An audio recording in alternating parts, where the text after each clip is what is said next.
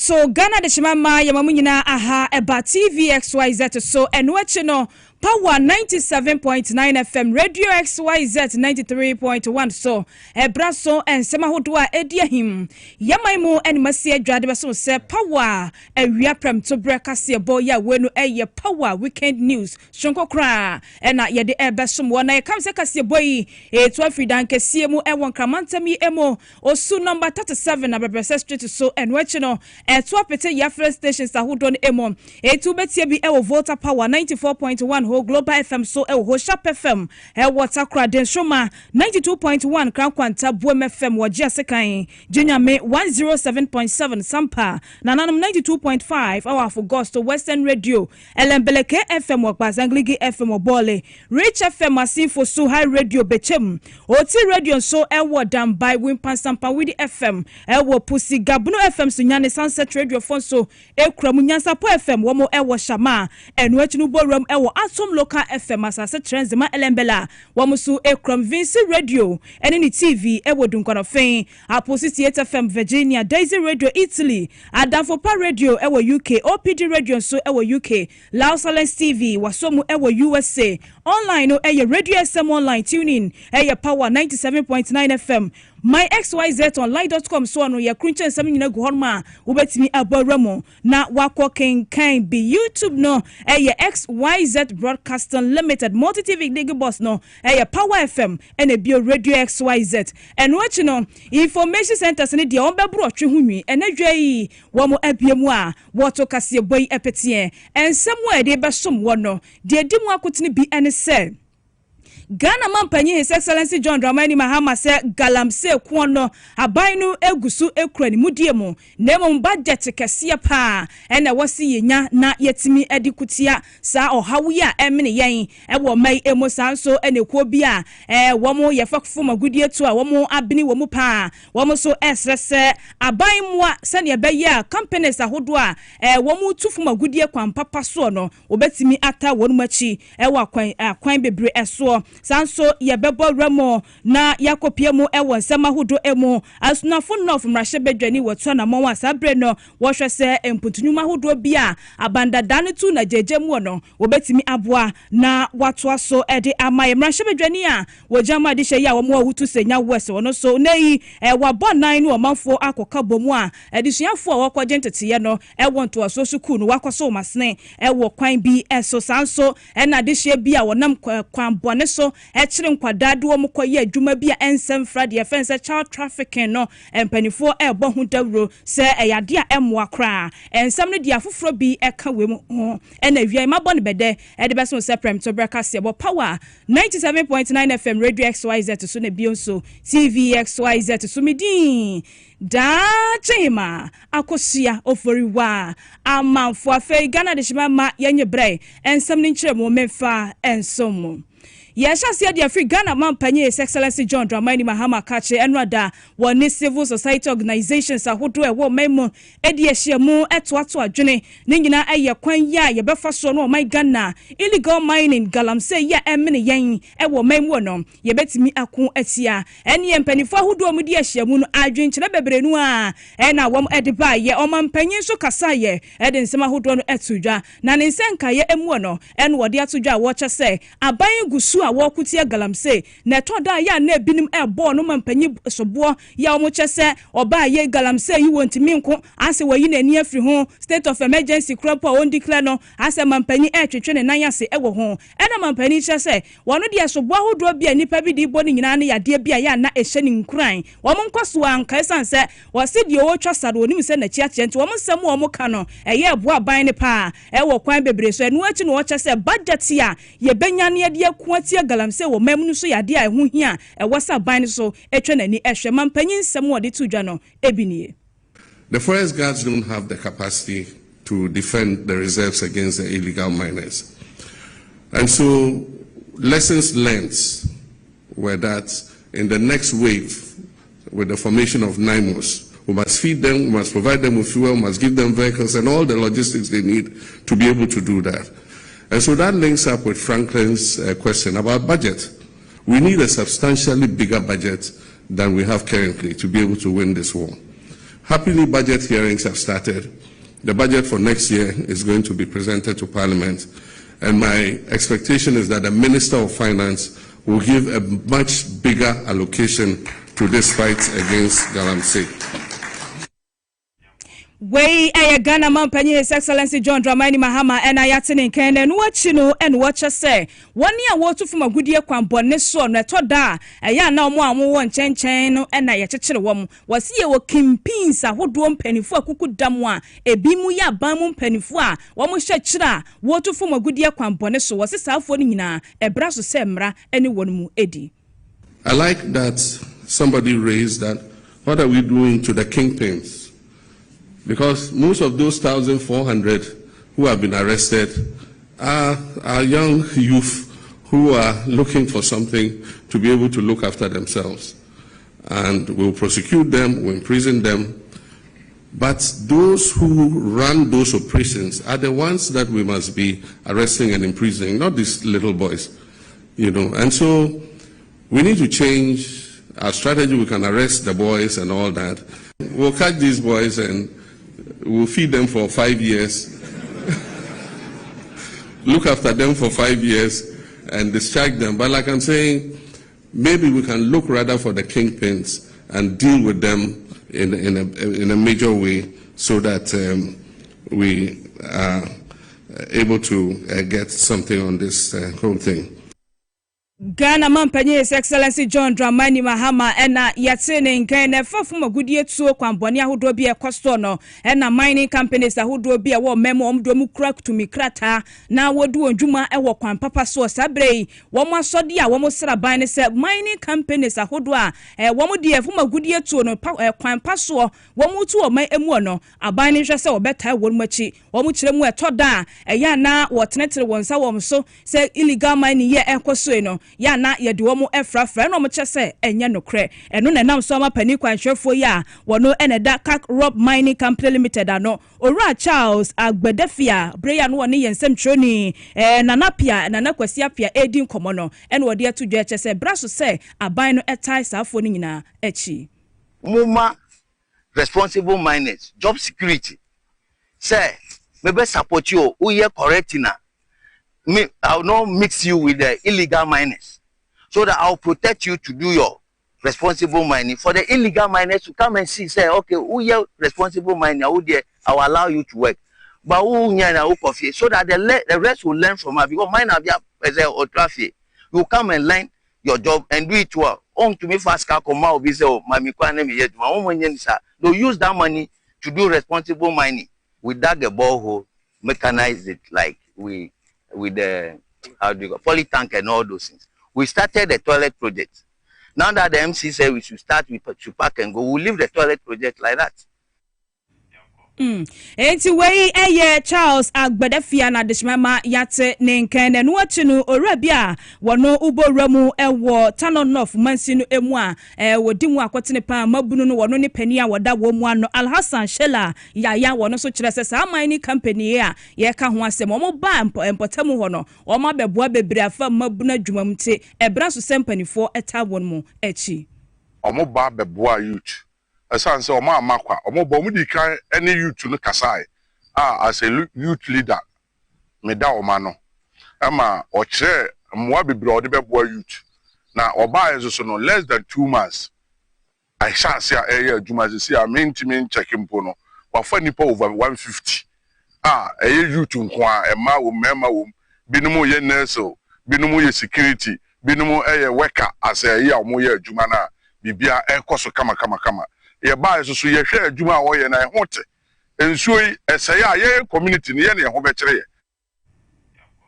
yeto akasia bone so na yakọ yanim na nra shebedwani ojama de hye ya wom awards na fo no fa baton pesua no so afomantem no emo eyormonyafo Haruna Mohammed neyi wode atudwa eche se oba ne pesua so a abanda de atwa mu MPP amanyoko no mo ye project ahodo bi ene ni nyina kansinsemu wo sa banya bai no eni na mamu mu no obehwe se sa project ni nyina wo betimi awie na wone yamane boni Sule Dramani ena edi nkomo no de nsem yi atudwa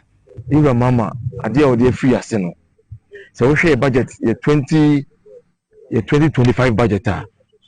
sika no nyina no hwema sisika ne wo ha emu ochichemu ebi wotwe eye sika yedi ewie aban na etwam no enyuma na omu eye se eye ekwan se eye school se eye clinic Dear Mama say, and maybe a train ma na aban ba so we be about the from Sankan. On no day, starting to time. The budget allocation, a completion of old and other existing projects. And what you know what was such as MP, one common fund that would do a ya a banner no chip compound that would draw me a new bill or was your man any echo home on a Persian eso, and Chebia no so bet to whom Anamon. Never be a beginning na the Abia Bomo. I am more Barry Abaso. Afibia, Mahama CNC, Colonel Canachip Compound, you our district in Muha, L district, and here Fibia, you see about work, Yanko, you had about work with the team. And fear about Quebec Sabano, yes, says here, you have to proof for and so many. At when, when a mamu. We say yetichi yema yetichi iko. And if you know economy at least we can boast of 8 chip compound. On wanyafo Haruna Mohammed ana yatene nke na yanto aso eni ekopiem a wutu senya West Abaton Persiano esomra hyebedwani a wojama de hye ya wonum ewo ho no wanyafo Gizela agbotu itete nei wode nsema hodwa tudwa wabre ya wokoye moaso nkode koso adisuafo a wokoje teteye ewo ntuwaso suku mu ewo omanga nanampo ni Persia eso ni nyina ne se wokiremu a sane ebe ya adisua no ebetimi atumpon na awofo nso ekomu betimi han womo ne se ahunti and what two son and when somebody to join be any trunks and mattresses kakra to just to support the parents. The woman in school I work on at least what in the past, you know, if this time ben something a bit more tangible. Just to be able to show that we care and support the parents. Yet your masters doing a BC on the numbers, no. So there are lots. So we decide to select those who are brilliant and needy and support them. And what you know, Manson Cratch Penia wono ewo awutu senya East Abato West Abaton Persiano eso when yan for Kalala Egan wono so ejina ni mudiemo etu adisuafo yi efo. Or it goes to agreement a project I shall say back to school and you shall say with the KG primary school now she AGHS. You another opportunity and another initiative for more tertiary so there was special package and as a scholarship. Back to school simply pala more and I say do 1 or 2 reasons. Want to be uncle school as a district assembly in collaboration with Member of Parliament, Yakambuma, this project now by the Bob, see learning resources near Monty, never moving a trunk and name of mattresses. We need to be where chair. One of Member of Parliament and this assembly, Yakambuma, Yabasanso, Yatong, so no more. Yet Wakasia Bonisona Yako Yenimna Director of Anti-Human Trafficking Unit Ewo Ghana Police Service DSP William Ayariga nei wo tufu ya watcha say ye catch child trafficking hwasem ewo memu aya de asese no etumpon pa obehwe na enipa bia fakwati kwan so aso ankwada bi no omo de omo kogumi aya hodo no omo ye nkurutu adwuma ensemfra no omo enam so egisika edigu ombotom wasesa ade na koso ne yade bia eye hu papapa etinei woni omanfo ade ahyemu a waye ehun nkyerɛkyerɛ sɛ ne beya ye betimi atwe ehun afiri hu woni engage now Africa ekuo bia wonom ehyaban ase ene di enhyemu abre ya na yama ne boni Ebenezer Frimpon ebuto ho ena wode nsɛm yi etudwa because child trafficking and as a kyerɛ nkwala yedom ko ye recruit dwuma ai te sɛ nkwasom a ebi no affect wo school affect our pomodin, affect overall development, just so we be abaying paying fan affect. Now, on my dear, no, Nkolani Yadachi, until yet 2 young Kola, Dachi Sia. Now, mine yet, Yamidaso, and you say, until no, as a Ghana Police Service and as anti-human trafficking minister, and Mofra Bambo, Mofra Yidi, and the Yakumaso, Panti, Yashasa the Baya. Nkwala efa hudi yentu na jejemu ɛma mpanimfoɔ ɛnam sɛ ebinom sika kakra sɛ bɔbɔ penti no ɔmo toto nkwalaa apɔmuden nkwalaa sukuu kɔ agyegye mu no anaasɛ ɛde nkwalaa kɔyɛ recruit adwuma a ɛboro wɔn so no mmara etia. Openye tini nkai eye DSP William Ayariga ena yete ne nsem na no achi no e wo sa dwumadie yi ase no ena pani kwantrefo executive director eduma Engage Now Africa Owura Afesi Komla wono so e kire se sa ekuo die adwuma omode atom ho so ano no se obebo dawro e de afa child trafficking ho na o kire mu o mbekọ so atu sa na monyi se ne be ya o metwe omafo adwene e de asiso yehun se soon is becoming the prevalence, and as a prevalence, just say human trafficking and other forms of exploitation. Ekosu soon pa na America cry chemu na se bosumi kakra chemu municipal chief executive no itu anamon HS ankebe de say betimi ne soon municipal assembly aka omuntama isia no ne yahwe kwan ya betimi ako okopa na ye nuanom a enkrofodi omu konso asum ene omu a omode omu ko tibia emfata se nipa no ye behwe na eno na Engage Now Africa in collaboration with state institution mandated by law simply means say institutions are by ewo ejumako bi a uyi omufimu a enye Yet was so na yakuya ni mo wansama hodo emo na Ghana Immigration Service mpanifo na anu ada yanti assemble ni nyina se nra ya no ukopie mu ewo tifi do mantam no emu a North East region no emu a ebeto odwa se etua kasa nam so ama immigration officers ahodo bi a na wom ewo checkpoint no ewo Gbintri inland checkpoint hono emu mienu etuo no ekasa wom ema ba kode woto na nanom ewo ensiedo we ye nipa bonfo bia chese wonim bebia wo fro beto hye won so a wosoto atuo no egu wonum emo ne no aka ho bi ama my Ghana posisa dom no womo eden krata hodo aba betudwa ya womo chese asem no esi ye no enimanimu ya no womo de nhwemu egu akwam na sa nipa bonfo no a okodi sa wudi sem ne anyambra sem no won satumi akono odo onyina afa emrakwan eso pani a wono ene amansan edinkita homa posisa dom no ewo North East mantem no emo DSP Robert Anabek and men and what is some etuja. People who are making circulating rumors as to the circumstances surrounding this attack to put a stop to that. We have no information as to whether the attack has been instigated by any other person linking to drug trade or any conflict within the region. We urge the public to do away with those rumors going around. We sympathize with the immigration service and we convey our condolences to them, wishing that the injured person will fully recover and give us more information about what happened so that he can properly investigate and get the perpetrators arrested.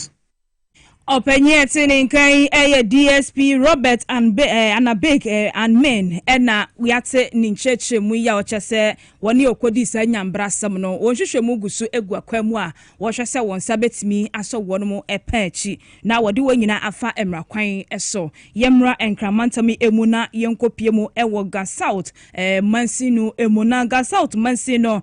womo Department of Culture and Tourism ene wodi dwumadie shonku bi ahyaso ya no a flavor of traditional cuisine festival ya weno afashe bia wonum se ne be ya ebebo ho kwan ne adehye yinatimi akabomo na ye ka my Ghana ya mamra ne ya mane a watimi eden na di niam ahodo a ye wo made in Ghana ne nyina no womo afaso abohu dawro ne no na mansini krachi pani ya wono ewo mpehye no so bonyafo Moses Kabu Kubi Okansi wo gina simpie so a wode tudwa chese afashe we ye kokra ya ne ye ka my Ghana ya mamra ne ya mane a ebo kwan to ho na yatimi abohu dawro ama wiase mansa nyina ani ahwebi. Whenever there is conflict, development emba because abembi an person always to the scale gusa o person o the scale ko sheme bi ma ehun ba mfa so ma mantin fo no nti in American say ti say na enu aduane wo ye nkwan a wo di jende mokoni we nyina efra mane ye baako a ema nkwan no ana stew no eye de no saa na ye a eti Gansa out a ye nyina eye baako in unity no ebema development aba Gansa out ama ye wo hwe yes communities na chai ho atia no we say most of the children of Mubasi ano omo pe spaghetti me nyese me say obi adwuma omo pe this inchiwe ni this processed food no eno si na edi a yenya yare wo mu eno achi no wasan etu ne manfo fo se made in Ghana goods ya dia eye pa Ghana dia ho nso behwe ne kwabrane wokoto aman foforo so ede wo se sa de no yenyi nakwa na yankasa ya dia ya ye wo Ghana ha no yema yani enkun ho. But we want to sell to the youth and the public say ye go back say ko echi na edi aduane a ye nananom agya ma ye no a etimi ma ye nananom mu di aduane o mu nyiche o ti di 70 years 90 years in the manima like answer nyame afre mu na afre mu mo agya ma ye e say san ko echi na enko di say aduane no say aduane no na ye very nutritious on the wo mu say di so enko ma ye sa abrofu yare ya yare huhu nti ye bota ya eda echi a edi yesa ade no yento aso na yenko ablekuma West Mansinu emu na Mansin kachipani eyorumonyafo George Bakpo alote nei wone ne manfo akabomu a waya siesie sonko nyina nim se ene ye memende di kan ewo bosumi emu Ghana ha se edru sabre ya ye yesi hodmo ma emu nyina ye di siesie ye mpotemu ye no National Sanitation Day ene ekopie mu ewo ablekuma West Mansinu emu a wode wonde ahye so amonumonyafo Bakpo alote wagina so atufu sane be ya o manfo eni bebo ho so as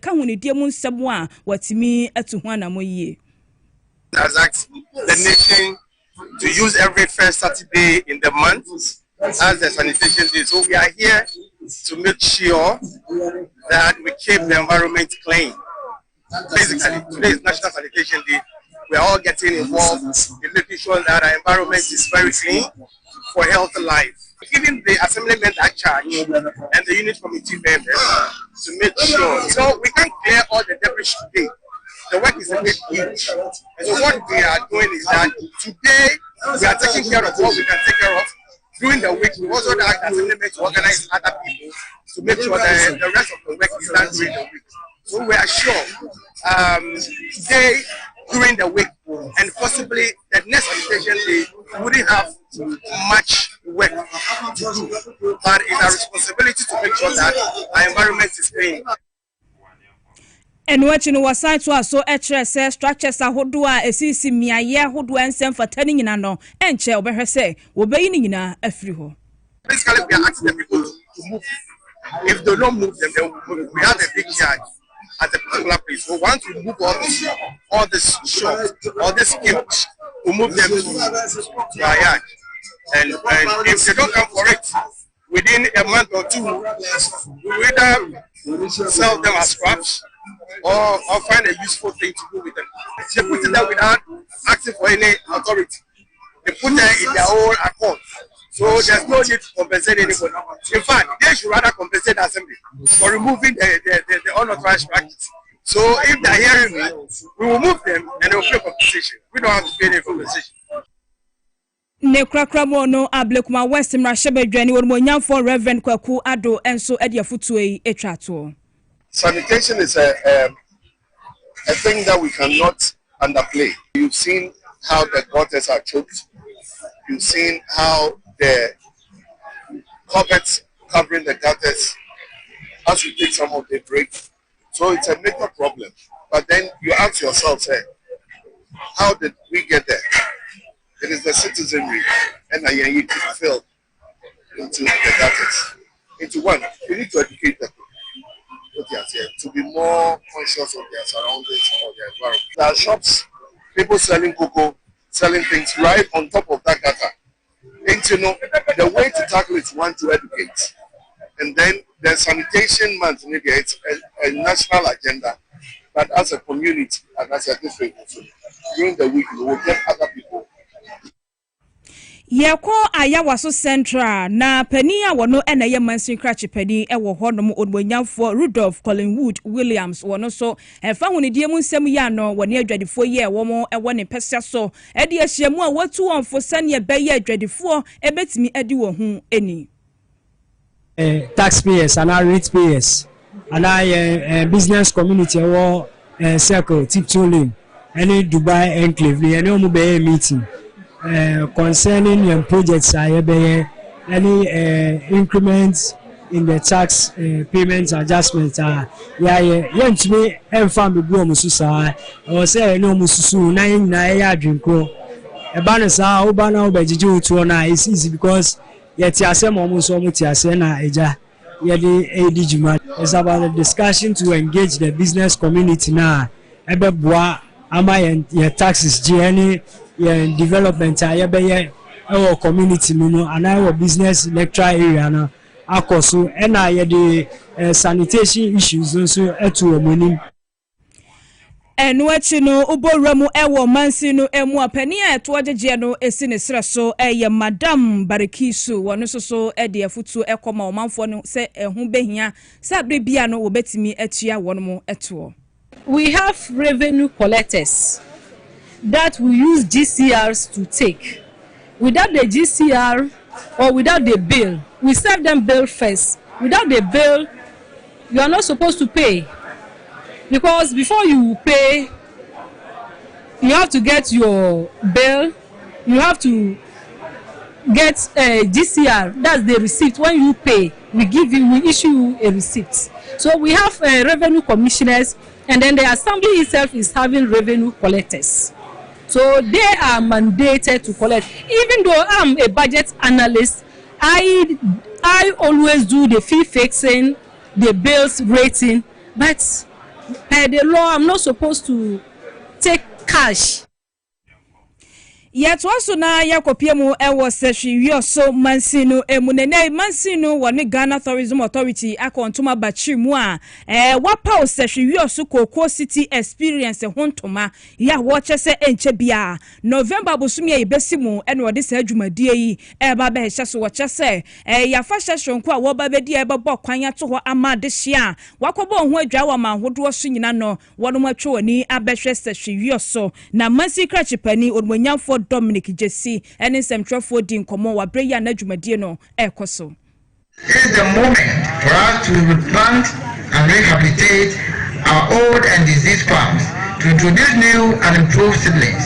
and to embrace climate smart agriculture that will make our farms resilient against changing weather patterns. It is the moment to fight swine shoe disease with science, technology, and community action, so that no farmer feels abandoned in the struggle. And above all, it is a moment to make cocoa farming attractive and profitable once again, so that our youth, instead of fleeing to the cities, will find dignity, opportunity, and prosperity right here on our cocoa farms. Enwachi no pani abedi eche ya wono eda Ghana Tourism Authority ano odumonyamfo Gilbert Agri ya Beku Santana wode nani kopiemu ewo dwumadie no ase ya no so wogina simpie so a wode tu dwa chese se hwe so enkane no na ekuro no wo mu gino mo na so pa wo bibia mo na so kamie se no niam bi atosin safa hye ye ode be hye so no wo kiremu a ebeboa manka bomu aba na se ne enkane no na se hwe so wo mu gino mo na so ewo mpuntom ne bibia mu no asan asini dada mu bio kwan a ye pese ye fa so ma amanonefo a omuhu ye farms etie no omuhu se de farm tie ukohu farm boy e wa abroche yi fa pa na do kuku farm obi edi cocoa based product ohu bi da na ye authorities a omoko cocoa farm talks uko South Tome and Principe uko foko cocoa farm talks na se cocoa organ ha adenti ne nye talks e wo eti ye bema enkofo a omufi amanone aba no ebehu se chocolate confectionaries any cocoa based products no muri omoko rese de edua no omoko rese de harvesting omoko rese de process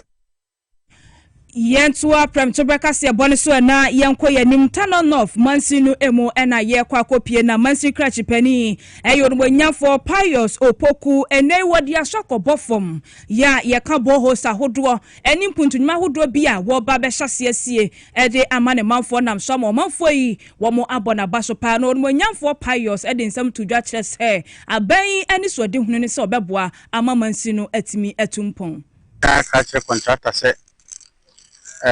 me pese project no ye finish no in a timely manner and say bosume 9 ye dia ma no nanso papa original men saben kumisi de ye ware shemu ewonu mu esan se waye bi pen waye enne yenim no samo obata no no ha o mana juma asisia no waye nti ye nida no so de tosu biem eye o ma ye ensuo no ne agana bia ma mo no ma sha o mo se nyame ya adum ne ye wi a o mo ma o mani ko ho no mo hwe ade ne yi enu achi no ema no bia wo mo ewo mpehia no so ede nsami etudwa aso ye ni tanoma nyina ye do mo nyina se nyame siro mo nyina nyame siro mo pa nyame ma o madwuma mo ye nyame fa nhyira ema o mo bebre no mo tiri emwaye edamase enti we ni nsama hodo bia mai wo mo edit udwa wo mo ebo honorable ne aban no abaso wo aso yi a wode akobọ fom a wo se empuntu obetimi aba empehia no eso awi adeshima ma ye gina weso na premto brekase bo power weekend kase bo a ye de besom wo TVXYZ so radio XYZ na bio power 97.9 FM so no ye de nyina si asedan koma news team no eso mo yo mafam de bo a ye wo ko MCR nso so a Abbas wonna etena fide na chi a obo adwuma e wo no pa no achi nso Jones so eboa ye e na osofo princess so gina camera no achi echinchim ni froma e de ma me samen so e na edit videos no e de ma DJ Ken eboa adwuma e wo radio XYZ na edem so eboa adwuma e wo Power FM so na ansa na mekono happy birthday shonko enko emfa ema opani kwantrefo ya wono eda Crystal Electricals ano ye do ewo amahia ye Mrs Faustina Agri ene eye wawoda we free wasini mpon ho ora samedua woden wo ba ene abusua ni nyina ene bionso pani kwantrefo ye oda Makandi group of companies ano Elder Emmanuel Arthur wacha say happy birthday enkoma Mrs Faustina Agri wacha say nyankopon enshopa na wanya okese enu achido awoda shonko enko ema ohima Regina wososo ene eye wawoda happy birthday refi na nadwa kwa achewa ho wose nyame show na wanya okese de ohwe bia no twedi amponyankopon enye emfa emmao media mejeso da chema akosua oforiwa amanfo mama munyina mo ene hye ene tie